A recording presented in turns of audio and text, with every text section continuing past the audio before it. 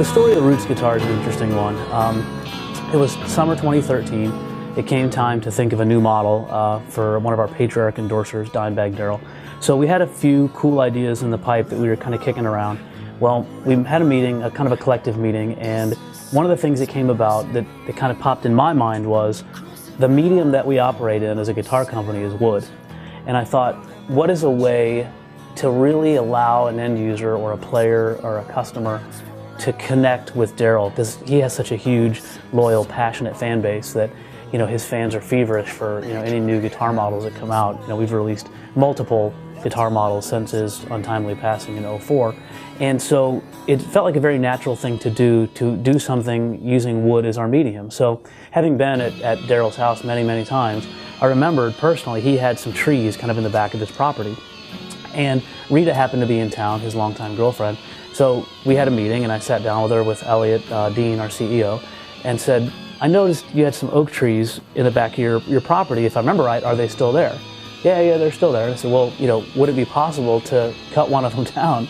And she agreed and said, yeah, you know, there's 3 of them back there, which is interesting because 333 was Darrell's favorite number. So, and they were within earshot of Pantera's studio where they did a lot of their really legendary records.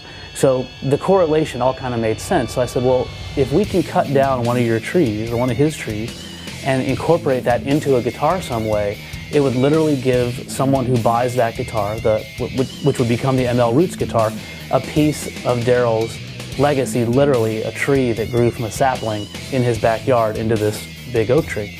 So for those of you that are Darrell fans, there's millions of you out there, there's a video series called Dime Vision. Well, one of the guys in Dime Vision is a guy named Outlaw, where they do redneck landscaping and they do burnouts in Darrell's yard and all these kinds of things. He's actually Darrell's brother-in-law. He went down on Labor Day and actually cut the tree down from Darrell's backyard, one of the 3 oak trees. He actually cut one of the larger branches.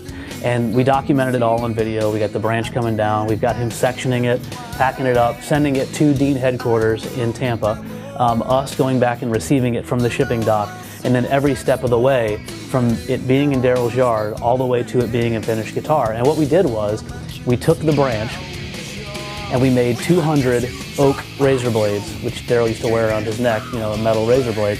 That's kind of his signature thing. We've got it as an inlay on the Razorback, and now as a body inlay on the ML. So the 200 pieces that are released to the public are made from oak, actually in Darrell's backyard, which had never been done before, to my knowledge, and probably will never be done again. So it was a really special project for me personally and for Dean Guitars as a company and as a family to honor Darrell in such a way that allowed, you know, in kind of a funny way to say it, allows someone to kind of play in his backyard. You know, that tree, I'm sure, heard many late night studio sessions and rehearsal sessions for a lot of the great Pantera records. So it's just something really special that allows someone to actually really get that much closer to Darrell and carry a guitar around with them that has a piece of oak from his property that was there for who knows how long. So it was just a really special project. We're happy to do it. It's the Dean Roots ML. There's only 200 for the world. They sold out in just over a day. So if you're lucky enough to have one, you really have something special.